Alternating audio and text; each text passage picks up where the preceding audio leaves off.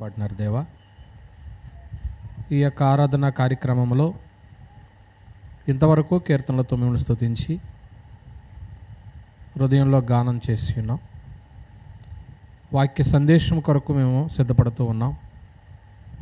మా ఆత్మీయ భౌతిక జీవితాలకు, మా కుటుంబములను బలపరుచుకున్నటకు, మీ యొద్ద నుంచి దీవెనలు పొందుటకు ఏమైతే ఆటంకాలు ఉన్నాయో వాటన్నిటినీ కూడా మేము అధిగమించడానికి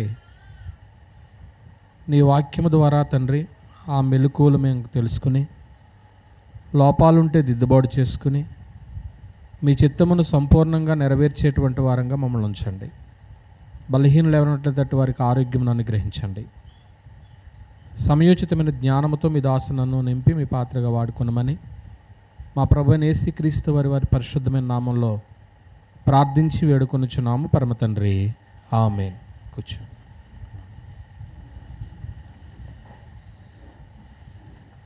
దేవునికి స్తోత్రాలండి. ఆరాధికులుగా చేరవచ్చిన మీ అందరికీ ప్రభువైన యేసుక్రీస్తు వారి నామంలో వందనాలు తెలియజేస్తున్నాను. ప్రియమైన దేవుని పిల్లారా,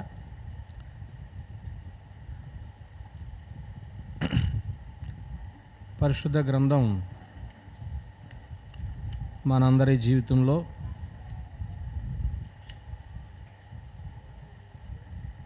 నడిపించటానికి, ఏ వ్యక్తి నశించిపోకూడదని, నాశనమును నుంచి తప్పించటానికి ఆయన యొక్క సంకల్పం,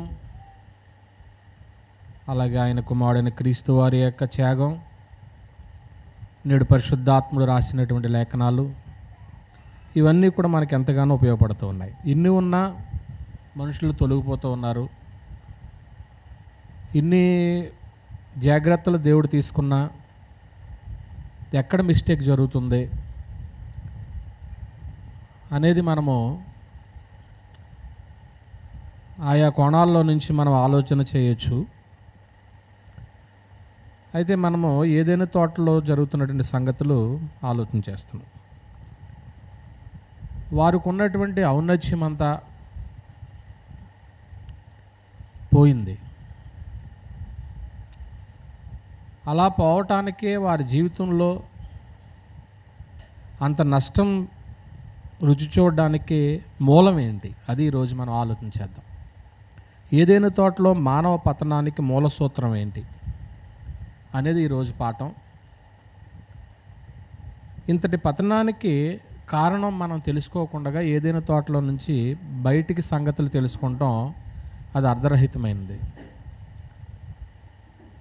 ఏం జరిగింది అసలు విషయం అనేది, దాని మూలం తెలియాలి కదా మనకి. అప్పుడు మనం జాగ్రత్త పడడానికి అవకాశం ఉంటుంది అన్నమాట అండి. చాలా నష్టం రుచి చూశారు వాళ్ళు, ఆపదకు గురయ్యారు, ఎన్నో అవమానాలు కూడా దారితీసినాయి. దీనంతటికీ కారణం ఒకటే, ఏంటంటే అబద్ధ బోధ. ఈరోజు పాఠం దాని చుట్టూరే తిరుగుతుంది. అబద్ధ బోధ, ఆ బోధ యందు వాళ్ళిద్దరు విశ్వాసం ఉంచటం. ఎవరు వాళ్ళిద్దరు? ఆదాము హవ్వలు. అబద్ధ బోధ జరిగితే జరగనివ్వండి, కానీ దాని యందు ఏముంచకూడదు? నరులు విశ్వాసం ఉంచకూడదు. ఎవరో వస్తారో చెప్తారు, ఆ మాటలందు విశ్వాసం ఉంచితే పోయేది మనమే. అదే జరిగింది వాళ్ళిద్దరికి ఏదైనా తోటలో. ఎవరు వాళ్ళిద్దరంటే ఆదాము హవ్వల మాట అండి. అబద్ధ బోధ, దాని మీద విశ్వాసం ఉంచటం. ఓకే, ఇది దృష్టిలో పెట్టుకుని ఈ పాఠాన్ని మనం ఆలోచన చేద్దాం. దేవుడైన యెహోవా ఒక మాట చెప్పినప్పుడు, ఆజ్ఞ లేక మాట చెప్పినప్పుడు, ఆ మాటకి వేరే రకమైనటువంటి వక్రమైనటువంటి భావాలు ఉండవు. దానికి మనము రకరకాలైనటువంటి అర్థాలు తీయవలసిన పని లేదు అండి. దేవుడు తెలియచేసినటువంటి సత్యం వేరొక రూపంలో సత్యమై ఉండనేరదు. అది బలమైన మాట. ఆయన ఒక మాట ఇది సత్యమని చెప్పాడు అంటే ఇది ఇలాగైనా కానీ నిజమే అవుతుంది కదండి అనడం పొరపాటు. దాన్ని ఏమన్నాడంటే God means what he says అన్నాడు. దేవుని మాట ఆయన ఏదైతే తెలియచేశాడో ఆ సత్యం వేరొక రూపంలో సత్యం కానేరదు. అది సత్యం అన్నప్పుడు ఇంక అంతే, 2 రెళ్ళు 4 అన్నప్పుడు 4 అంతవరకే. దానికి ఇంక వేరేమైనటువంటి వక్రమైనటువంటి భావాలు ఉండవు, వేరే మాటలు కూడా ఉండవు.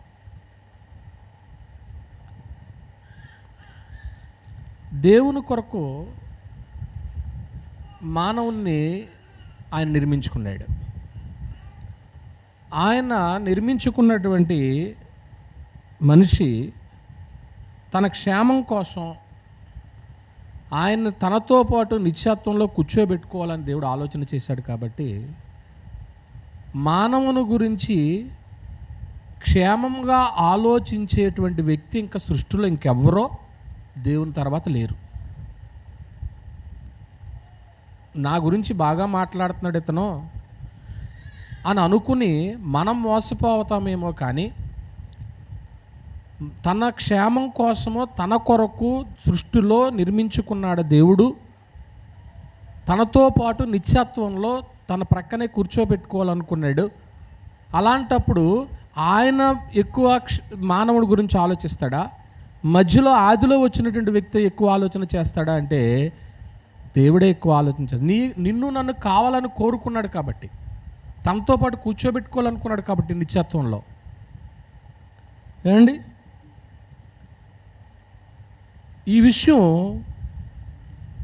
ఆదామవ్వలకే ముందు తెలిసిందా తర్వాత తెలిసిందా? తర్వాత తెలిసిందంటే ఆలస్యం అయిపోయింది వాళ్ళు తెలుసుకునేటప్పటికి. అమ్మో ఎంత నష్టపోయాము ఏంటని తెలుసుకునటానికే టూ లేట్, ఇంకా ఆలస్యం అయిపోయింది, జరగవలసిన నష్టం జరిగేసింది, ఇంకా ప్రయోజనం లేదన్నమాట అండి. దాన్ని ఏమన్నాడంటే it was too late to acknowledge these facts. ఇంకా ఆలస్యం అయిపోయిన తర్వాత ఇంకా చేసేది ఏముంది? నా గురించి ఎక్కువ ఎవరు ఆలోచన చేస్తారో వాళ్ళ మాట నేను వినాలి. 2 సంగతులు మనం ఇక్కడ ఆలోచన చేసాం. ఒకటి ఏంటంటే దేవుడు చెప్పినటువంటి తెలియజేసిన సత్యం వేరే రూపంలో సత్యమే ఉండదు. రెండోది ఏం ఆలోచన చేసామంటే తన కోసం నిర్మించుకున్నటువంటి మానవుణ్ణి తన నిత్యత్వంలో కూర్చోబెట్టుకునటానికి ఆయన కంటే ఎక్కువగా ఆలోచన చేసేవాళ్ళు మరొకరు ఎవరో ఉండరు. కానీ ఈ విషయం ఆదామ వాళ్ళకి ఎప్పుడు తెలిసింది? చాలా ఆలస్యంగా తెలిసింది. ఇంకా అంతా అయిపోయిన తర్వాత తెలిసింది అన్నమాట అండి. ఇప్పుడు అప్పటి వరకు ఉన్నది వాళ్ళిద్దరే. ఇప్పుడు వాళ్ళిద్దరు నష్టం ఎవరికి ఇంకా జరుగుతుంది? రాబోయే తరాలకు జరుగుతుంది. అది జరగకూడదని తీసుకున్న జాగ్రత్త ఈరోజు మనం ఆలోచన చేస్తాం. వాళ్ళిద్దరు వల్ల ఎలాగో నష్టం జరిగింది. నెక్స్ట్ పిల్లల్ని కనేస్తారు, భూమి మీద ఇంకా విస్తరిస్తారు. ఆ విస్తరిస్తున్నటువంటి ఆ సందర్భంలో తర్వాత తరముల వారు నష్టపోకూడదు అని ఆయన తీసుకున్నటువంటి జాగ్రత్తలో ఈరోజు మనం ఆలోచన చేస్తాం. అబద్ధ బోధ. ఈ అబద్ధ బోధ అనేటువంటిది ఎలా ఉంటుందంటే దేవుని మాటలతో కొంత చేర్చి మాట్లాడేది, లేదా కొంత తీసి మాట్లాడతాడు. దేవుని మాటలకు కొంత కలపాలి, లేదంటే కొంతైనా తీయాలి. అప్పుడు అది ఏ బోధ లెక్కలోకి వస్తుందండి? అబద్ధ బోధలోకి వస్తుంది. రెండోది, దేవుని మాటలకి భావాన్ని వేరేగా చెప్పడం,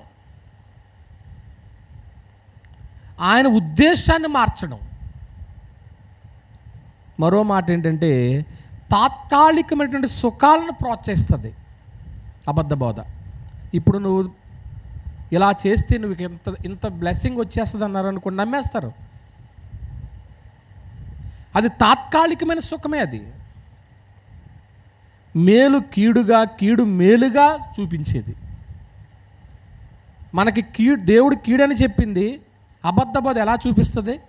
మేలుగా చూపిస్తుంది, మన కళ్ళకు కట్టినట్టు. ఇంకో మాట ఇక్కడ అద్భుతమైన మాట వాడబడింది.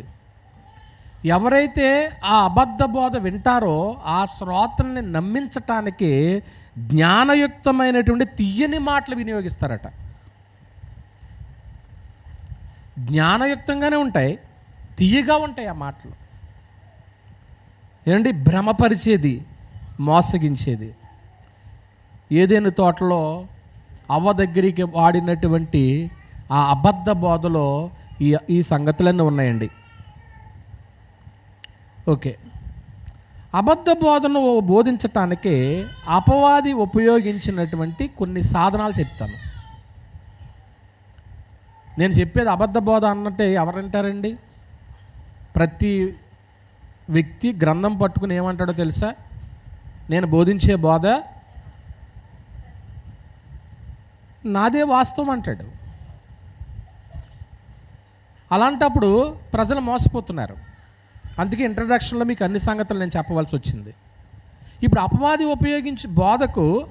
బోధించినటువంటి బోధకు అపవాది ఉపయోగించినటువంటి పద్ధతులు ఏంటి అనేది మనం ఆలోచించేద్దాం. ఓకే, ఆదిలో అపవాది లేక అబద్ధ బోధ, ఆ బోధను నమ్మించటానికి అతను అద్భుత రీతిగా ఎవరిని వాడుకున్నాడో? సర్పాన్ని వాడుకున్నాడు. ఎవరిని వాడుకున్నాడండి? సర్పాన్ని వాడుకున్నాడు. సర్పము మానవ స్వరంతో ఏం చేసినట్లుగా గ్రంథం మనకి రికార్డెడ్ ఉంది, మాట్లాడింది. అది వరకు ఎన్నడూ మాట్లాడినటువంటి సర్పం ఇప్పుడు మాట్లాడితే ఉన్నటువంటి ఆ ఇద్దరు ఎవరికంటే ఎవరు బెటర్ అనుకుంటారు? అన్నే కదా దాని అర్థం. అంటే భూజంతువుల్ని కూడా మాట్లాడేలాగా చేయగలిగిందంటే అబద్ధ బోధ ప్రజలను డైవర్ట్ చేసినట్టే కదండి. ఏమండి, అందుకే ఈ అబద్ధ బోధను ఉపయోగించినటువంటి అపవాదిని గురించి గ్రంథం ఏం చెప్తుందంటే, ప్రకటన గ్రంథము 12వ అధ్యాయము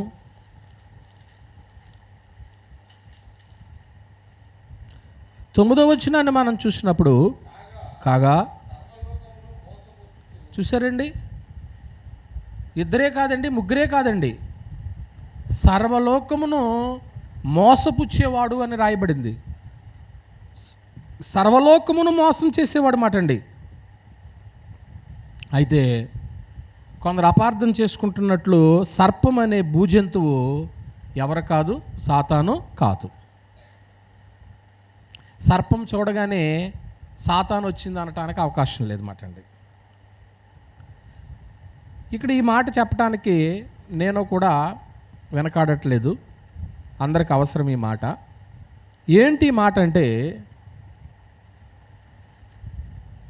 ఎవరైతే తన కార్యాన్ని, తన పనిని కొనసాగించటానికి అనుకూలంగా ఉంటారో, మళ్ళీ చెప్తున్నాను, తన పనిని కొనసాగించటానికి, తన పని చేయటానికి ఎవరైతే అనుకూలంగా ఉంటారో వారిని సాధనాలుగా వాడుకుంటాడు అపవాది.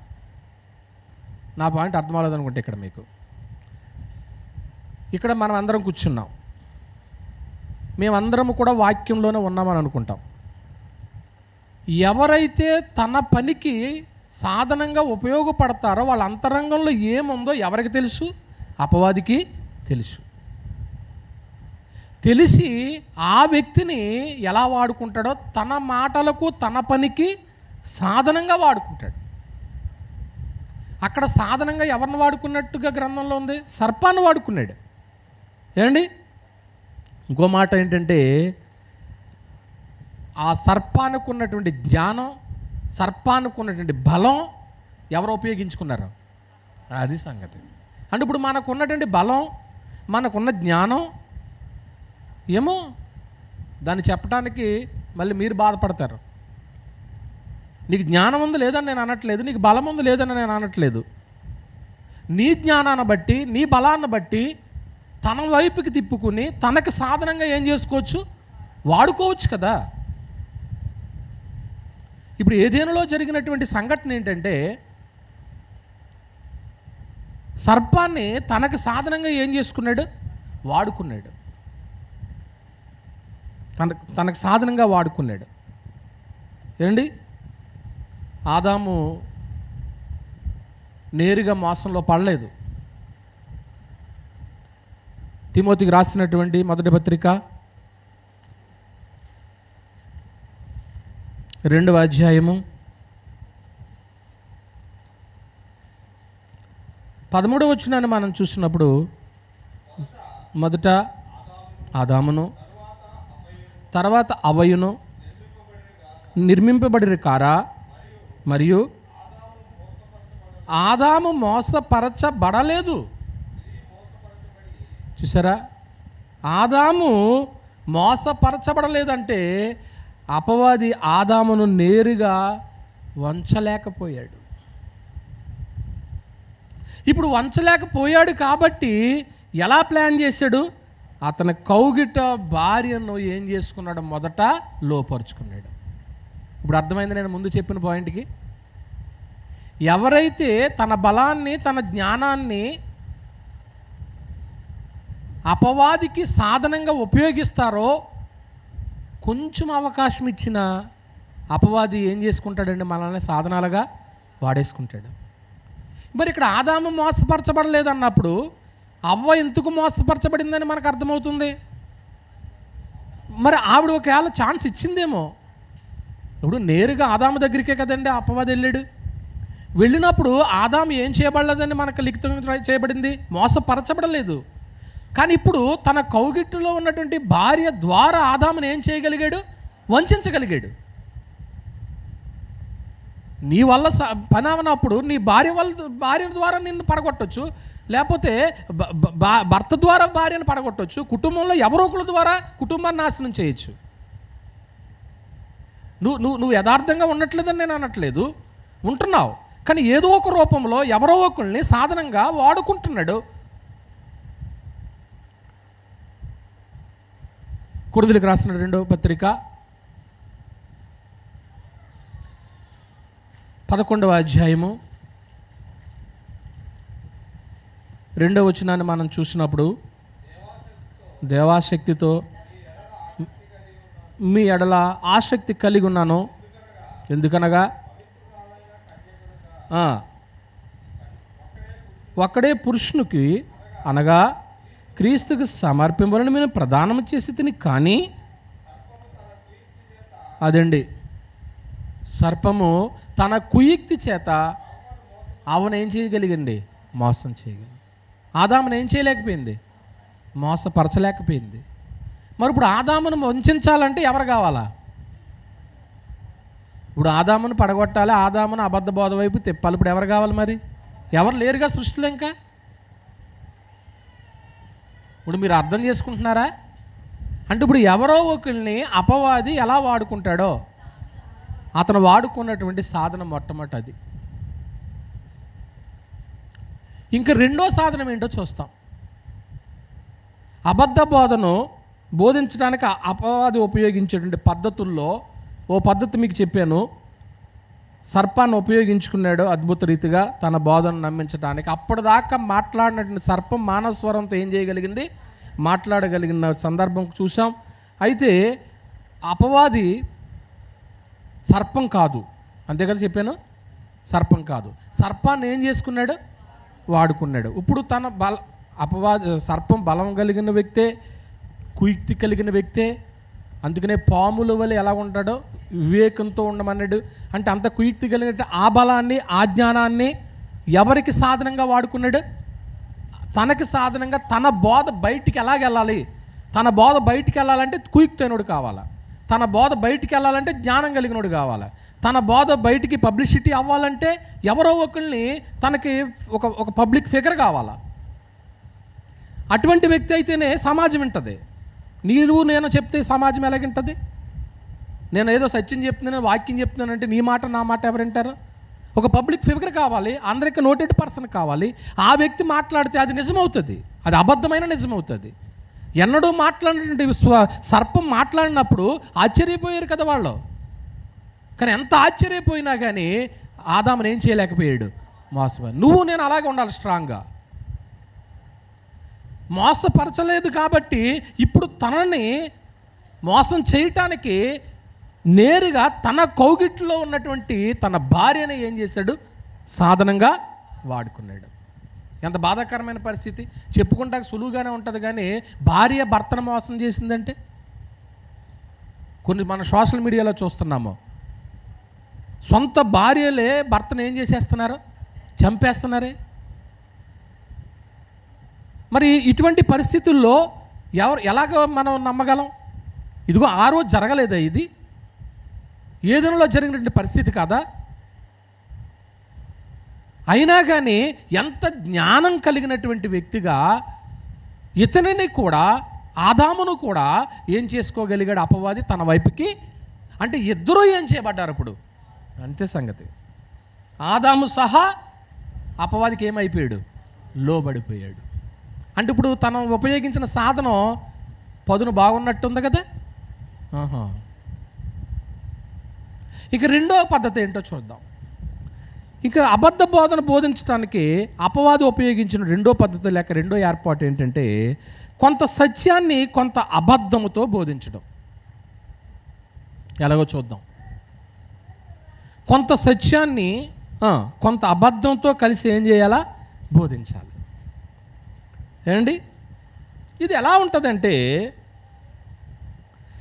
తాత్కాలికమైనటువంటి మేలులతో శాశ్వతమైనటువంటి కీడును పెనవేయడు. ఈ మాట మీకు అర్థమైందో లేదో? ప్రస్తుతం సుఖంకి జీవితాంతము కీడుతో ఏం చేస్తాడో? మూడేస్తాడు. చూడ్డానికేమో ఈవేళ నీకేదో మేలు జరుగుతున్నట్టు అనిపిస్తుంది. ఆ మేలు నువ్వు పొందుకుంటాకే నువ్వు అడుగులు వేస్తే జీవితాంతం కూడా ఆ ఉచ్చులో నుంచి ఏం రావో? బయటికి రావు. అలా చూపిస్తాడనమాట. ఈ బోధలు ఇంతకుముందు విన్నారా మీరు? ఇవన్నీ గ్రంథంలోనే ఉన్నాయా? బయట నుంచి ఏమైనా తీసుకొస్తున్నామా మనం? చూసారా ఆ రోజున వాడు ఉపయోగించిన పద్ధతి? కొంత సత్యాన్ని కొంత అబద్ధంతో ఏం చేస్తాడంటే ముడివేస్తాడన్నమాట అండి. ఏమండి, అంటే మనుషుల్ని భ్రమ పెట్టడానికి, సులభంగా మోసగించటానికి వాడు ఉపయోగించే పద్ధతి ఇది. చిన్న ఉదాహరణ చెప్తాను. ఒక చిన్న వ్యాపారి ఒక కుండ నెత్తిపెట్టుకుని ఆ కుండ నిండా నీళ్లు పోసుకుని పాలు పాలు అని అమ్ముకుంటూ వెళుతున్నాడు. పిలిచిన ప్రతి వ్యక్తి కూడా అతన్ని తిరస్కరించి పంపేస్తున్నారు. ఎందుకు వద్దంటున్నారు? అతను తీసుకెళ్ళేయేమో నీళ్ళు, కానీ ఏమని అమ్ముతున్నాడు? పాలు పాలు అని అమ్ముతూ ఉన్నాడు. ఎంత బుద్ధిహీనుడైనా కానీ ఏం చేయడు? కొనడు. సరే, ఒక బజార్ తిరిగాడు, ఒక వీధి తిరిగాడు, పని అవట్లే. నెక్స్ట్ వీధిలోకి వెళ్ళినప్పుడు కొన్ని పాలు పోసుకుని మిగిలినటువంటి నీళ్లు పోసాడు. ఇప్పుడు పాలు పాలు అని అమ్ముకుంటూ వెళుతున్నాడు. అందరూ ఏం చేశారు? కొన్నారు. ఎంత బుద్ధిమంతుడైనా, ఆ మాట నేను ఎందుకని అక్కడ ఆ పదం వాడని ఇక్కడ ఈ పదం వాడుతున్నాను నేను. అక్కడ ఎంత బుద్ధిహీనుడైనా ఏం చేయడు? కొనడు. ఇక్కడ ఎంత బుద్ధిమంతుడైనా లాక్టోమీటర్ వేయకుండా ఏం చేస్తాడు? రైట్. అది మోసం చేయడం అంటే. ఇది సమాజంలో జరుగుతుందా లేదా? మీరు మనసు పెట్టి ఆలోచన చేస్తే, కొంచెము పాలు పోసి అందులో కుండ నిండా నీళ్లు పోసి ఇవే పాలు అని అమ్ముతుంటుంటే వీళ్ళు ఎంతమంది కొంటున్నారండి? నేను పాలు గురించి మాట్లాడతలేదు, మీకు అర్థమవుతుంది అనుకుంటున్నాను నేను. కొంత సత్యానికి అబద్ధాన్ని పెనవేసినప్పుడు అది అబద్ధ బోధ అవుతుంది. పూర్తిగా అబద్ధ బోధ చేయడు. అబద్ధ బోధ అని మనం అనటానికి ఎక్కడ అవకాశం ఉంటుందంటే ఇక్కడే. వాళ్ళ చేతిలోనూ బైబిల్ ఉంది, 66 పుస్తకాలు కలిగిన బైబిల్ ఉంది వాళ్ళ చేతిలో కూడా. వాళ్ళు ఆదివారం చర్చికి వెళ్తారు, వాళ్ళు పండుగలు చేస్తారు. రాత్రి ఎవరో చెప్తున్నారు, ఇప్పుడు మోషే రోజులు జరుగుతున్నాయంట, ఈ అయిన తర్వాత మళ్ళీ తైలాభిషేక పండుగలు వస్తాయంట, అవి అయిపోయిన తర్వాత మళ్ళీ ఇంకోటి వస్తాయంట, ఇంకోటి. మొత్తం 365 రోజులు 250 రోజులు పండగలకే సరిపోతుంది ఈ పాస్టర్లకే. ఈ విశ్వాసులు కూడా ఈ పండగల పేరు చెప్తేనే ఏం చేస్తారో? ఇవ్వగలరు. ఇప్పుడు పండగల పేరు చెప్తేనే కదండి కానుకలు వస్తాయి. మరి ఏ అకేషన్ లేనప్పుడు మీ దగ్గర నుంచి సొమ్ము ఎలా లాగాలి మేము? అబద్ధ బోధకే నేడు సమాజంలో ఏముందో మీకు తెలిసి గిరాకీ ఉంది. ప్రియమైన దేవుని వర్లారా, ఇక్కడ ఏమని చెప్పాడు అంటే ఆదికాండము 3వ అధ్యాయము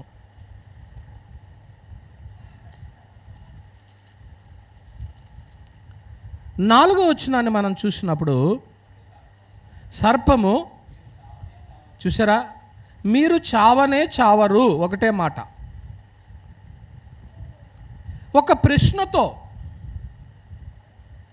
మీరు చావనే చావరు, ఒక్క అబద్ధాన్ని జోడించి అనొచ్చా మాట. దేవుడు ఏమన్నాడు? ఆ పండు తిను దినమన నిశ్చయముగా చచ్చేది. ఇప్పుడు అపవాదం అంటున్న మాట ఏంటండి? మీరు చావనే, ఒకే అబద్ధం, చిన్న అబద్ధం. ఏమండి ప్రియమైన దేవుని వర్లారా, మోసంలో అసలు ఎన్ని రకాలు ఉంటాయి? మోసంలో రకాలు ఉంటాయి కదా, బోల్డ్ రకాలు ఉంటాయి. అబద్ధం అనేది కూడా ఏంటి? మోసమే. నేను ఒక వ్యక్తిని మోసం చేయాలంటే దేంతో మోసం చేయొచ్చు? అబద్ధంతోనే మోసం చేయొచ్చు. ఏమండి ఇప్పుడు మనందరం ఎక్కడికి వెళ్ళిపోవాలని ఆలోచన? పరలోకమా నరకానికా? పరలోకం. ఇప్పుడు ఆరాధన మానేస్తే నరకానికి వెళ్ళిపోతామేమో అని భయం మనకి. ప్రభురాత్రి భోజనం మానేస్తే నరకానికి వెళ్ళిపోతామేమో అని భయం. ప్రకటన గ్రంథం 21వ అధ్యాయం, ప్రకటన గ్రంథం 21వ అధ్యాయం 8వ వచనాన్ని ఎవరైనా తీసినట్లయితే ఒకసారి సహాయం చేయి. పిరికివారును, అవిశ్వాసులను, అసహ్యులను, నరహంతకులను, వ్యభిచారకులను, మాంత్రికులను, విగ్రహార్థికులను, అబద్ధికులు అందరూ అగ్ని గంధకములతో మండు గుండములో పాలు పొందుదురు.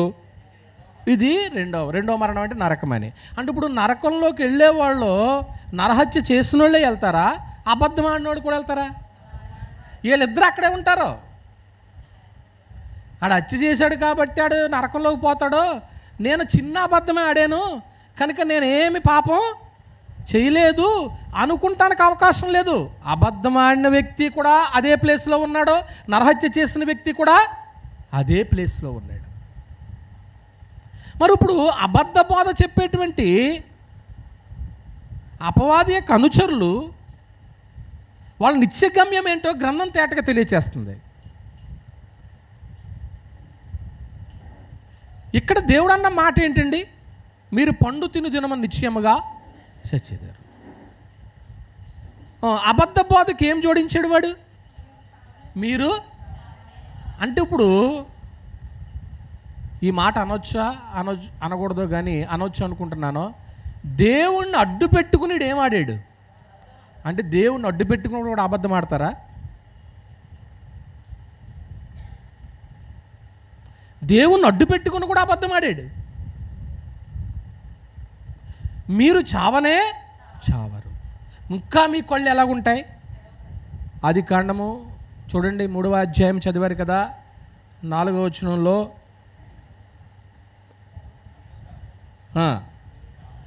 మీరు చావనే చావరు, ఎలయనగా మీరు వాటిని తినుదినమున మీ కన్నులు ఎలాగుంటాయి? తెరవబడతాయి. మీరు దేవతల వలె ఉండిపోతారో, దేవుని వలె ఉంటారో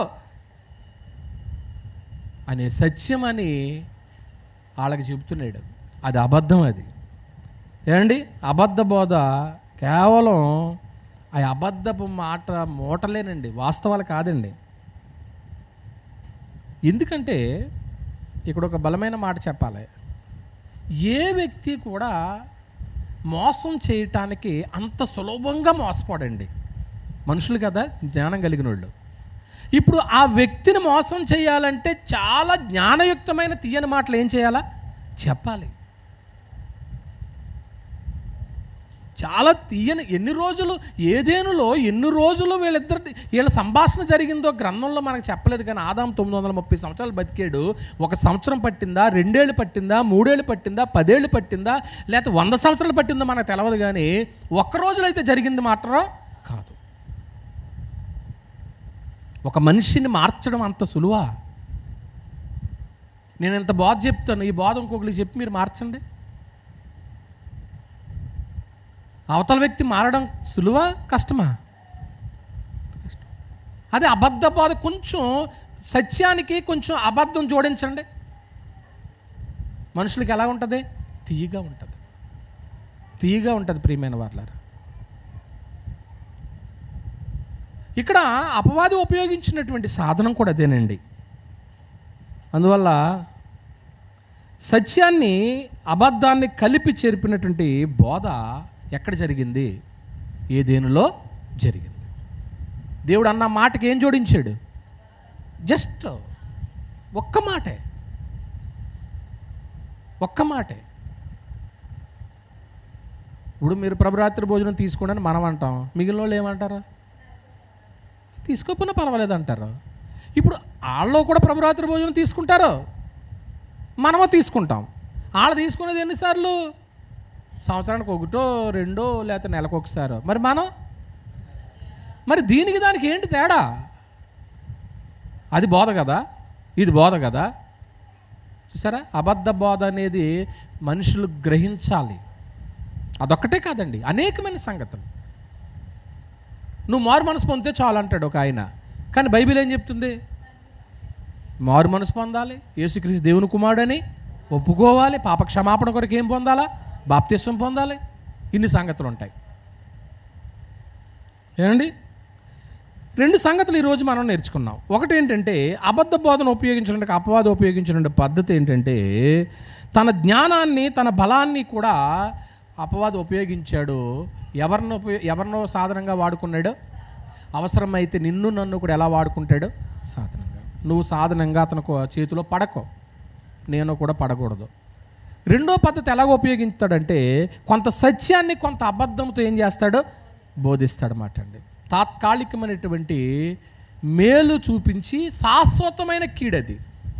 చివరిలో నువ్వు అందులో నుంచి రాలేవు, నరకంలోకి వెళ్ళిపోయి ఇంకేమవుతావు? అది ఎలాగ ముడేస్తాడో చెప్పాను, చిన్న ఉదాహరణ కూడా మీకు చెప్పాను అనమాట అండి. ఏమండి, కొంచెం పాలే నీళ్ళెన్నో వచ్చాడు. వాక్యం ఎంతే తెలుసాడికి. బైబిల్ బోధించమనండి, బయట మరసాక వాళ్ళని బోధించేస్తారు. డాక్టర్ని చెప్పమానండి, సంకల్పం చెప్పమానండి, అపోస్తుల బోధ చెప్పమానండి, ఒక్క నోట్లో నుంచి అక్షరం ఒక్క రాదు. మేమేమో సత్యము, సంకల్పము, అపోస్తుల బోధ అని మేము బాధపడతా ఉంటాం. మా గోళంతా ఇది. అప్పుడప్పుడు కొంచెం కడుపు మంట వస్తుంది కదా అబద్ధ బోధ ప్రచారం అవుతుంటుంటే. కానీ సత్యం తెలిసిన మనం జాగ్రత్త పడాలి. రైట్, ఇంకా కొంచెం ముందుకు వెళ్ళి కొన్ని సంగతులు ఆలోచన చేయబోతూ ఉంటున్నాము. ఇప్పుడు ఏం జరిగిందంటే, అబద్ధ బోధ వల్ల జరగకూడని నష్టం జరిగిపోయింది. ఇక్కడ వరకు వచ్చేసాం. నెక్స్ట్ తరాలోళ్ళు, వాళ్ళ నుంచి రాబోయేటువంటి పిల్లలు ఈ బోధకి ఏమవ్వకూడదు, లోబడకూడదని ఆయన తీసుకున్నటువంటి కొన్ని జాగ్రత్తలు మనం చూడాలి. ఎందుకు జాగ్రత్త తీసుకున్నాడో అక్కడ జరిగిన పెద్ద ప్రమాదాన్ని బట్టి. ద్వితీయోపదేశకాండం 13వ అధ్యాయం.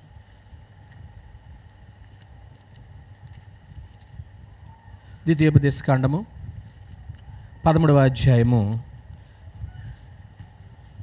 ప్రవక్తయే గాని కలలు కనువాడే గాని నీ మధ్య లేచి నీ ఎదుట సూచక్రియలను మహత్కార్యములను చేసి నీ వెరుగని ఇతర దేవతలను అనుసరించి పూజింతము రమ్మని చెప్పినడలా అతడు నీతో చెప్పిన సూచక్రియ కానీ మహత్కార్యము కానీ సంభవించినను ఆ ప్రవక్త మాటలను కలల కొనువారి మాటలు ఏం చేయకూడదు. సూచక్రియ జరిగితే ఎందుకనరా? పలానా ఊరు వెళ్తుందంటే మేలు జరుగుతుందంటే పరిగెడతారు ఎట్రా? అక్కడికి వెళ్తే రోగాలన్నీ పోతున్నాయంటే వెళ్ళరా? ఎందుకు వెళ్తారా? హాస్పిటల్ బిల్లు ఉండదు కాబట్టి. కొన్ని చుట్టుపక్కల ఆ మధ్యకాలంలో స్వస్థత సాలలు కూడా లేచినాయి తెలుసా? మీలో ఎవరన్నా మందు వేసుకున్నారేమో నాకు తెలదో, మేమైతే ఎప్పుడు వేసుకోలేదు ఆ మందు. ఏమండి, ప్రవక్త చెప్తాడు అక్కడికి వెళ్తే నీకు మేలు జరుగుతుందని. అతని మాట ఏం చేయకూడదు అన్నాడు. ఏది మహత్కార్యం జరిగినా వినకూడదా? ఉందా అక్కడ మాట? రైట్. ఎలయనగా మీరు మీ దేవుడైన యెహోవాను మీ పూర్ణ హృదయముతో పూర్ణాత్మతో ప్రేమించుచున్నారో లేదో తెలుసుకొనుటకు మీ దేవుడైన యెహోవా మిమ్మల్ని ఏం చేస్తున్నాడు? అది మరి శాశ్వతమైనటువంటి కీడుతో తాత్కాలికమైన మేలు చూపించి నిన్నేం చేస్తాడు? ముడి వేసేస్తాడు. ప్రవక్తే, దైవజనుడే. జరుగుతాయంట. ఎందుకు జరుగుతాయి అన్నాడంటే నిన్ను పరీక్షించటానికే.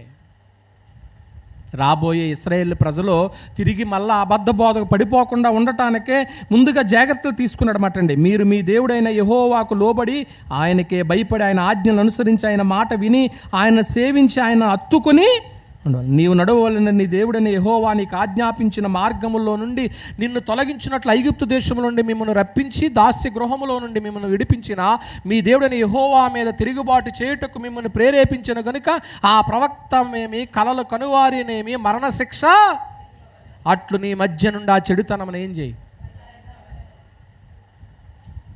దీన్ని బట్టి మనకి ఏమర్థమవుతుందండి? అంటే ఎవరి మాట అయినా వినొచ్చు వినకూడదా? ప్రత్యేకించి అబద్ధ బోధ వినకూడదు. అబద్ధ బోధ అనేటువంటిది ప్రవక్తల ద్వారానే చేయించాడు. ప్రవక్తను వాడుకుంటాడు అపవాది.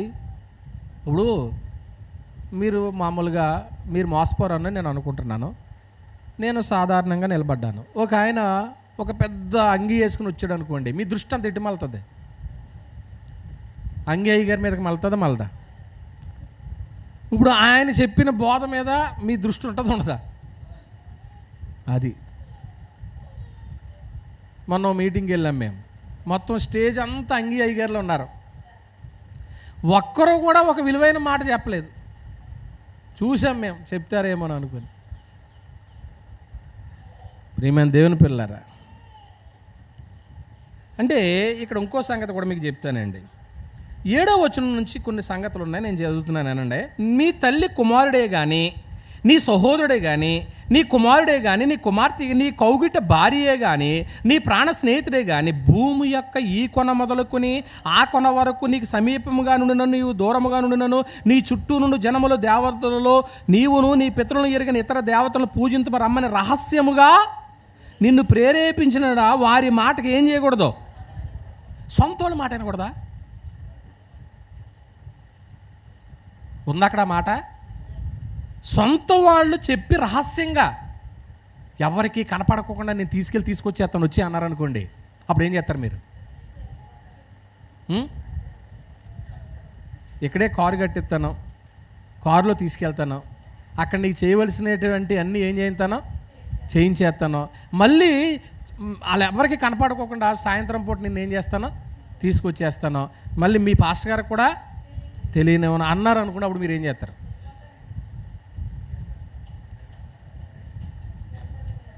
ఈ భాగం ఎప్పుడైనా చదివారు మీరు? ఇక్కడ విషయం ఏంటో కూడా తెలుసా? సొంతోళ్ళను కూడా ఏం చేయొద్దు అన్నాడు. అది మరి అసలు అక్కడ అంత పతనానికి, అంత నాశనం అయిపోవడానికి, అన్ని దీవెనలన్నీ పోగొట్టుకుంటానికి, ఏదేను వైభవం అంతా పోగొట్టుకుని నీ ఇంట్లో ఉన్న దీవెనలన్నీ పోతానికి కారణం నువ్వే. ఎవరో వచ్చి ఎందుకు ఎత్తుపోతారండి? అపవాదిని ఇంటికి వచ్చి రమ్మను, నీ గోడ దాటి రమ్మని అసలు అపవాదిని పర్మిషన్ లేకుండా నువ్వు ఇవ్వకుండా. ఆడొచ్చాడు, ఈడొచ్చాడు, ఈడు పట్టిపోయి దీవెనలు పట్టి ఎందుకు పోతున్నాయి? నువ్వివ్వబట్టే, నేనివ్వబట్టే. దేవుడు నీకు ఇచ్చినటువంటి, నేను ప్రారంభంలో చెప్పాను, మన క్షేమం కోసము మనకు నిర్మాణం చేసి మనకి ఇచ్చినటువంటి దీవెనలు మన క్షేమం ఏదో అపవాదికి తెలుసా? దేవుడికి తెలుసా? దేవుడికే తెలుసు. మరి ఆయన మాట వినుకోకుండా నీ భర్త మాటని, నీ భార్య మాటని, మా ఆయన చెప్పాడని, మా ఆవిడ చెప్పిందని, నా కొడుకు చెప్పాడని, నా కూతురు చెప్పిందని, నా అయినోళ్ళు చెప్పారని నీ విని అక్కడికిక్కడ వెళుతుంటే అబద్ధ బోధ అంటుంటే ఉన్న దీవెనలన్నీ పోక ఉంటావా? ఆలోచన చేయండి ప్రియమైన వాళ్ళ. అప్పుడప్పుడు మీ నోట కొన్ని మాటలు మేము వింటుంటే సంతోషిస్తూ ఉంటాం. ఇక్కడ మాట్లాడతారు, అక్కడ మాట్లాడతారు. అయ్యా మాకు 4 గోళ్ల మధ్య కూర్చోబెట్టి మేము ఎక్కడికి వెళ్ళాం అసలు లేకుండా మాకు గ్రంథంలో విలువైన మాటలు మాకు బోధిస్తున్నారు చాలు. ప్రియమైన దేవుని వారలారా, ఇక్కడ ఎంతటి ఆప్తుడైనా ఎంతటి ప్రియమైన వాడైనా కానీ వారి మాటలను ఏం చేయొద్దు అన్నాడు. వినకూడదండి. ఇప్పుడు ఎవరి మాటని ఎవరు పోయారు పోని చెప్పండి. ఇప్పుడు జరిగిన సంఘటన చెప్దాం. ఇప్పుడు మనం సొంత భార్య కదా,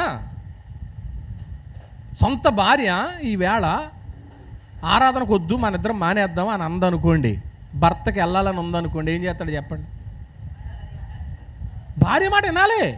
సూట్ కేసు సర్దేసుకుని నేను డ్యూటీకి వెళ్తున్నాను అన్నప్పుడు ఈ ఏళ్ళకు వద్దు అన్నది అనుకోండి, ఆగిపోతాడు. ఎందుకంటే భార్య మాట వినాలి కదా. కానీ ఇక్కడ ఆ బోధ విషయంలో, దేవుని సంకల్పం విషయంలో నువ్వు ఎవరిని అవసరమైతే వాళ్ళని ఏం చేయమన్నాడు చదివారు కదా మీరు. అసలు అంత బలమైన మాట వాడేటి. ఏ స్త్రీ అయినా ఏ పురుషుడైనా తన కుటుంబం బాగుండాలని కోరుకుంటారో ఆ కుటుంబాన్ని నాశనం చేశారు అక్కడ వాళ్ళు. ఏమండి, ఒక మాటలు ఇక్కడ చెప్పాలంటే రాసుకునే వాళ్ళు ఎవరైనా ఉంటే అందరికంటే దేవుని మాటలు ఇక్కడ గౌరవించాలి. ఒకటే మాట. ఇప్పుడు నేనున్నాను, నా మాట గౌరవించాలా దేవుని మాట గౌరవించాలా? మా ఫ్యామిలీ. మీరున్నారో, మీరు ఎంతో 1 లక్ష 2 లక్షలు 1 ఎకరమో 2 ఎకరాలు కూడబెట్టారు అనుకోండి. పిల్లలకు కూడబెట్టాలి కూడా, కూడబెట్టారు. ఇప్పుడు వాక్య విషయంలో దేవుని మాట వినాలా మీ మాట వినాలా? మీ పిల్లలు దేవుని మాట వినాలి. నేను మన యవనస్తుల గురించి నేను ఎప్పుడు కూడా దేవునికి స్తోత్రాలు చెప్పేది ఎందుకంటే వాళ్ళు యవన కాలంలో వారికి రక్షణ ఇప్పించారు. మీరు వాళ్ళ రక్షణ కాపాడుకోవాలి. వాళ్ళ సత్య సంబంధమైన బోధలో ఉన్నారో దేవుడు వాళ్ళని విడిచిపెట్టడు. యథార్థంగా జీవిస్తే ఖచ్చితంగా వాళ్ళని దేవుడు దీవిస్తాడండి. ఏ దీవెనైనా రావాలంటే ఆలస్యం అవుతుంది. ఏసేపు గోతులో పడితేనే కానీ ఎక్కడికి ఎక్కలేదు. దావీదు సింహాన్ని చీల్తేనే కానీ, తోడుని చీల్తేనే కానీ, అని శ్రమలు వస్తేనే కానీ, గొర్రెలు కాస్తేనే కానీ ఎక్కడికి వెళ్ళదు. ఇశ్రాయేలు మీద రాజు అవ్వలేదు. శ్రమలు వస్తాయి. నీ కష్టం ఏంటో దేవుడు చూస్తాడు, పరీక్షిస్తాడు. నా కుమారుడు ఇన్ని శ్రమల్లో కూడా ఇంత మాట నన్ను అంటలేదు, తన పని తాను చేసుకుంటున్నాడు అని పరీక్షిస్తాడు. కానీ నువ్వు నేను ఈరోజు నేర్చుకుంటున్నావు, మన కుటుంబం పతనం అవ్వకూడదంటే కనుక మనం ఎవరికి సాధనాలుగా మారకూడదు. ఎందుకు అపవాదికి ఎందుకు సాధనాలుగా మారుతామంటే వాడు ఉపయోగించేది బోధే, కానీ దానికి ఏం కలిపాడు? అంతే బోధ, అబద్ధ బోధ. ఆ అబద్ధ బోధ చాలా తీవ్రమైనటువంటిదండి. ఇంకా చివరిగా ఇంకొక సంగతి చెప్పేసి నేను ముగిస్తాను. ఇప్పుడు ఈ బోధ ఆ రోజున ఏదేనులో జరిగింది, జరగకూడదని, ఇశ్రాయేలు చరిత్రలోకి రాకూడదని దేవుడు జాగ్రత్త తీసుకున్నాడు. కానీ నేడు పరిశుద్ధాత్ముడు ఇది సంఘంలోకి రాకూడదని ఏం చేశాడు? జాగ్రత్తలో తీసుకున్నాడు. ఇది సంఘంలోకి రాకూడదు. ఇది కొరింథీయులకు రాసినటువంటి 2వ పత్రిక 11వ అధ్యాయము 2వ వచనం ఇందాక చదివారు కదా. మరొక్కసారి కొరింథీయులకు రాసిన 2వ పత్రిక, దేవాశక్తితో మీ ఎడల ఆసక్తి కలిగి ఉన్నాను. ఎందుకనగా చూసారా, కన్యక అంటే ఎవరో తెలుసు కదండి. పెళ్ళి కాని అమ్మాయిని ఏమంటారు? కన్యక. ఇప్పుడు యేసుప్రభు వారు ప్రదానం చేసుకుని వెళ్ళాడు, ఇంకా పెళ్ళి అవ్వలేదు. ఎవరికే? సంఘానికి. పవిత్రురాలైన కన్యకనగా ఒక్కడే పురుషునికి అనగా క్రీస్తుకు నేను ఏం చేశాను? మిమ్మల్ని ప్రదానం అంటే ఇప్పుడు ఈ ప్రదానం చేసిన సంఘానికి ఏదేనులో జరిగినటువంటి ఆ అనుభవం మరలా ఎవరికి జ్ఞాపకం చేస్తున్నాడు? సంఘానికే. ఎందుకు జ్ఞాపకం చేస్తున్నాడు?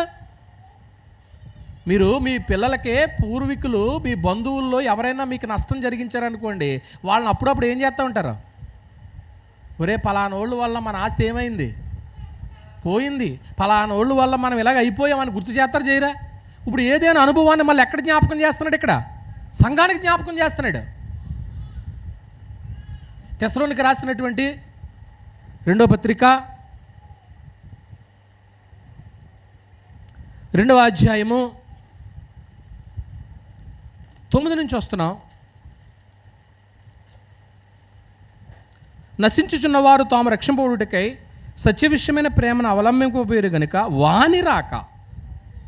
ఏమిటి? సత్యమా అబద్ధమా? అబద్ధ విషయమైన సమస్త బలముతోనూ నానా విధములైన సూచక్రియలతోనూ మహత్కార్యములతోనూ దుర్నీతిని పుట్టించు సమస్త మోసముతోనూ నశించుచున్న వారిలో సాతాను కనుపరుచు బలము ఇందుచేత సత్యమును నమ్మక దుర్నీతి యందు అభిలాష గల వారందరూ శిక్షావిధి పొందుటకి అబద్ధమును నమ్మునట్లు మోసము చేయు శక్తిని దేవుడే వారికి. ఇప్పుడు తెస్సలోనికైలో ఉన్నటువంటి వారికి హెచ్చరిక చేస్తున్నాడు. వాని రాక అబద్ధం. మహత్కార్యాలు జరుగుతాయి.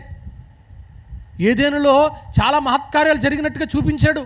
ఎన్నడూ మాట్లాడిన సర్పం మాట్లాడింది, ఇది మహత్కార్యం అనుకున్నాడు. మహత్కార్యం అనుకుని ఏమైపోయారండి? వాళ్ళు మోసపోయారండి. ఏమండి? అంటే ఏదైనా అనుభవాన్ని మళ్ళీ ఎక్కడ జ్ఞాపకం చేస్తున్నాడు చెప్పండి? సంఘాన్ని. ఎందుకంటే హెచ్చరిక అన్నాడు దాన్ని. జాగ్రత్త జాగ్రత్త జాగ్రత్త. కొత్త నిబంధన అంతట్లోనూ కూడా 14 ఉత్తరాల్లోనూ కూడా ఎక్కడ పడితే అక్కడ బోర్డులు పెట్టేశాడు. ఇదిగో ఈ బోర్డు చూసినప్పుడల్లా నీకు అపవాది బోధ గుర్తు రావాలా. మీరు లోకంలో బయటికి వెళ్తున్నప్పుడు ఎన్నో బోర్డులు కనపడతాయి మీకు రోడ్డు పక్కనే. బేతేలు, బెహెర్షబా, మన్నా, మరణాత, చెప్పండి పేర్లు ఉంటాయండి. ఇవన్నీ ఏంటి? లోయ పేర్లు, కొండల పేర్లు, మనుషుల పేర్లు, పర్వతాల పేర్లు, పండుగల పేర్లు. ఏమండి? మరి ఇవన్నీ సంఘాలా లేకపోతే పండుగల పేర్లా? అప్పుడు మనకేమనిపిస్తుంది? ఇది కూడా ఒక సంఘమే కదా అనిపిస్తుంది. అక్కడికి వెళ్తే ఏం జరుగుతాయి? మహత్కార్యాలు జరుగుతాయి. ఇక్కడికి మహత్కార్యాలు జరగవా? ఇదే మీ దేవాలయంలో మీరు ఆరాధన చేసేటువంటి సంఘములో, ప్రభు సంఘంలో కార్యాలు జరగవా? జరుగుతాయి. ఆ రోజు ఏదేనులో ఉపయోగించినటువంటి ఆ సాధనాలు ఎక్కడ ఉపయోగించేస్తాడని సంఘానికి హెచ్చరిక చేస్తున్నాడు. కొరింథీలో ఉన్న ప్రభు సంఘానికి హెచ్చరిక చేశాడు. తెస్సలో ఉన్నటువంటి ప్రభు సంఘానికి హెచ్చరిక చేశాడు. దేవుని యొక్క ఆశ్చర్యకరమైనటువంటి అద్భుతమైన సంగతులన్నీ కూడా ఏదేనులో అనుభవించినటువంటి ఈ ఆదాము అవలో ఏదేను అనుభవం ఎటువంటిదంటే దేవుని పరదేశి లాంటిదండి. అద్భుతమైన మాట. ఏదేను ఎటువంటిదండి? పరదేశం. అసలు ఏదేనులో మనం చెప్పుకుంటూ వచ్చేసాం. అక్కడ ఆకలి ఉందండి? ఏదేనులో లేదండి. కన్నీరు ఉందండి? లేదండి. దేవునితో చల్లపోట ఏం చేసుకునేవారండి? ఏదేనులో పరదేశ అనుభవం ఏమండి. అయితే ఆ అనుభవం అంతటినీ కూడా వాళ్ళు పోగొట్టుకుంటానికి ప్రధానమైనటువంటి కారణం, మానవ పతనానికి దారి తీసింది ఏంటంటే అబద్ధ బోధ. అబద్ధ బోధ. ఈరోజు మీరు విన్న పాఠం అంతా ఒక పాయింట్ చుట్టూరే తిరిగింది. మానవ పతనానికి మూల కారణం ఏంటి? అబద్ధ బోధ. అబద్ధ బోధకి సర్వసుఖాలను ఏం చేసుకున్నారు? పోగొట్టుకున్నారు. ప్రియమైన వారులారా, ఆ బోధ ఎలాగ ఉపయోగిస్తాడో మీకు ప్రారంభం నుంచి చెప్పాను. దేవుని మాటకు వక్రమైన భావాలు ఉండవు. ఆయన తెలియజేసిన సత్యము వేరొక రూపంలో ఏమై ఉండదో సత్యము కానేరదని చెప్పాను. గాడ్ మీన్స్ వాట్ ఈ సేస్ అని చెప్పాను. అంత మాత్రం కాదు, ఆదాము అవ్వలకే దేవుడు మా క్షేమాన్ని కోరింది ఆయనే కానీ అపవాది కాదు అనే విషయం వాళ్ళకి ఆలస్యంగా తెలిసింది. తర్వాత తరం వాళ్ళు నష్టపోకూడదని ఆ అబద్ధ బోధ విషయంలో దేవుడు కొన్ని జాగ్రత్తలు తీసుకున్నాడు. కానీ అబద్ధ బోధ ఉపయోగించటానికి అపవాది ఉపయోగించిన 2 పద్ధతులు చెప్పాను. ఒకటి ఏంటంటే మనల్ని మోసం చేసేలాగా ఎలా మాట్లాడతాడో, అవసరమైతే నీ కావలసిన వాళ్ళతోనే సర్పం మాట్లాడతాం ఏంటండి, లేకపోతే మానవ స్వరంతో మాట్లాడించాడు లేదా?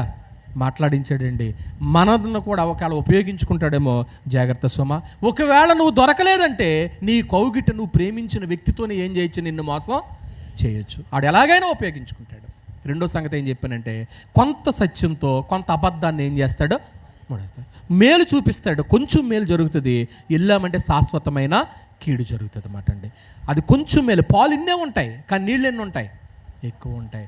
ఎంత బుద్ధిమంతుడైనా కానీ ఆ పాలను ఏం చేసేస్తాడు? కొనేస్తాడన్నమాట అండి. ప్రియమైన వాళ్ళ జాగ్రత్త సుమ. నెక్స్ట్ తరం వాళ్ళు ఇశ్రాయేలీల్లో ఈ బోధకు లోపడకూడదని నీ సొంతోడు చెప్పినా కానీ, నీ ఆప్తుడు చెప్పినా కానీ, ఈ చివరి నుంచి ఆ చివరి వరకు కాశ్మీర్ నుంచి కన్యాకుమారి వరకు ఎవరు చెప్పినా కానీ ఆ మాటలు నువ్వేం చేయొద్దు, లక్ష్య పెట్టద్దు.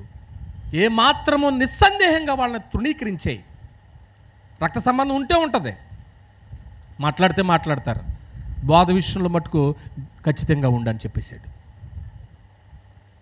దీనంతటికి ఒకటే కారణం చెప్పాను, మనం అందరికంటే ఎవరి మాటలను గౌరవించాలా? దేవుని మాటను గౌరవించాలి. నన్ను కంటే దేవుని మాటను గౌరవించాలి. దేవుని మాట గొప్పదండి. ఇది సంఘాల్లోకి రాకూడదని కొన్ని హెచ్చరికలను ఏం చేశాడు? తెలియజేశాడు. పవిత్రరాలు సంఘం. సంఘాన్ని ఎవరైనా ఏమన్నా అన్నా, సంఘాన్ని ఎవరైనా చిన్న గీత పెట్టినా, సంఘానికి ఎవరైనా కానీ మచ్చ తెచ్చినా దేవుడు ఊరుకోడండి. ఆల్రెడీ రింగ్ ఎట్టి వెళ్ళాడు కదా, ప్రదానం చేసుకుని వెళ్ళాడా? ప్రధానంలో రింగ్ పెడతారా? రింగ్ పెట్టి వెళ్ళాడు లేదు సంఘానికి? ఏదో అందరి చేతికి బంగారపు రింగులు ఉన్నాయో చెప్పండి. పెళ్ళైన వాళ్ళు ఎంగేజ్మెంట్లు ఏం పెడతారా మగవాళ్ళకి, ఆడవాళ్ళకి? ఇప్పుడు అవన్నీ కూడా అత్తారింటికి వెళ్ళి ఉంటాయి అనుకోండి, కానీ ఉంటాయి కదా, ఆ రోజుల్లో పెట్టుకున్నారా లేదా? పెడతారు. సంఘానికి ఏం పెట్టాడు ఆయన? ఎంగేజ్మెంట్ చేసుకుని వెళ్ళాడు. మరి ఇప్పుడు ఎంగేజ్మెంట్ చేసుకున్న అమ్మాయిని ఎలా చూస్తాడు ఆయన? పవిత్రరాలు. ఆ పవిత్రరాలైనటువంటి సంఘానికి ఆ బోధ రాకూడదు, హెచ్చరిక చేసాడు. ఏమండి ప్రియమైన దేవుని వాళ్ళరా, ఒక్క మాట ఇక్కడ మీకు జ్ఞాపకం చేసి నేను నెక్స్ట్ పాఠానికి మీకు పుషింగ్ ఇవ్వాలి కాబట్టి కొన్ని సంగతులు చెప్తాను. ఏంటంటే ఇది ఇంతటితో ఆగలేదు. అబద్ధ బోధ ఇంతటితో ఏం పెట్టలేదు? కామా పెట్టలేదు, ఫుల్ స్టాప్ పెట్టలేదు. ఫుల్ స్టాప్ పెట్టలేదు. ఫుల్ స్టాప్ పెట్టక ఇశ్రాయేల్ చరిత్రలోకి వచ్చేసింది. ఎందుకంటే నెక్స్ట్ నుంచి మనం ఎవరిలోకి వెళ్ళిపోతాం? ఇశ్రాయేల్ చరిత్రలోకి వెళ్ళిపోతాము. వారి క్షేమాన్ని పాడు చేసేస్తుంది. క్రీస్తు యుగంలో, అంటే మనం ఉన్నది క్రైస్తవ యుగంలో కదా, అంటే అప్పటి గురించి మనం మాట్లాడుతున్నాం. ఆ యుగంలో క్రీస్తు వచ్చేటువంటి మార్గాన్ని స్ట్రైట్గా రానివ్వకుండా ఇలాగెలా తిప్పేసింది. ఆ ఎన్ని వంకర టింకలు తిరిగినాయో రాబోయే పాటల్లో మీరు వింటారు. అంటే వాడు ఎంత ప్రభావం చూపుతున్నాడో చూడండి. చాలా జాగ్రత్తగా ఉండాలి మనం. ఇంకేం చేశాడు తెలుసా? తన శరీరమైన సంఘాన్ని కూడా ఏం చేశాడు? పాడు చేసి చీలికలు తీసుకొచ్చేసాడు. ఏమండి ఈవేళ 40,000 మత శాఖలు ఉన్నాయంటే ఆశ్చర్యంగా లేదు మనకి? ఎన్ని శాఖలు వచ్చినాయి? 40,000 మత శాఖలు వచ్చినాయి. చీలికలు తీసుకొచ్చేసాడు అన్నమాట అండి. ఏమండి ఆదామవ్వలో ఏదేను తోట యొక్క అనుభవంతో మనం నేర్చుకున్నటువంటి పాఠం ఏంటంటే, మనకు నేర్చుకోవాల్సింది దేవుని మాటకు వేరే భావం ఉండదు. ఆయన ఒక మాట చెప్పాడంటే ఆ మాట అంతవరకే ఖచ్చితం.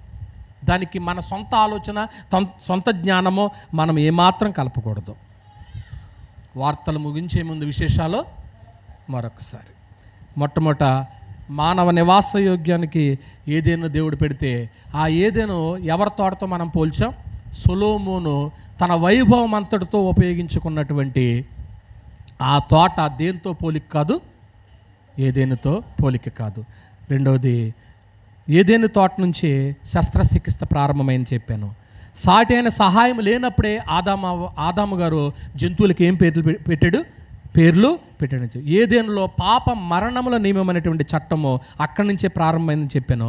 ఏదేనులో జన్మ పాపం రాలేదని చెప్పాను. నాయకత్వం అనేటువంటిది లోపించడం వల్ల వచ్చిన నష్టం ఏంటో చెప్పాను. ఏదేను తోట కాపలాదారులను కూడా దేవుడు ఏం చేశాడు? మార్చాడని చెప్పాను. ఈరోజు మానవ పతనానికి మూల సూత్రం ఏంటో చెప్పాను. నెక్స్ట్ ఆదాము యొక్క సంతానంలోనికి ఈ చీలికలు ఎలాగొచ్చినాయి, ఏ కోణంలో అతను ప్రయాణం చేశాడు, తెలిసినట్టు చేశాడా తెలియనట్టు చేశాడా, ప్రయాణం చేద్దాం. ఈ మాటలను బట్టి నేను హెచ్చరించుకుంటూ మిమ్మల్ని అందరూ హెచ్చరిస్తే ఇంతటితో ముస్లిం మీ అందరికీ వందనాలు. తనలో ఉంచి కళ్ళు మూసుకోండి, ప్రార్థన చేసుకుందాం. మమ్మల్ని మిక్కిలిగా ప్రేమించిన మా కన్న తండ్రి, అద్భుతమైన మీ మాటలు మాకు నేర్పిస్తూ ఉన్నారు. ఏదేను తోటలో మానవ పతనానికి మూల సూత్రం అబద్ధ బోధ అన్నట్టుగా కనపడుతుంది.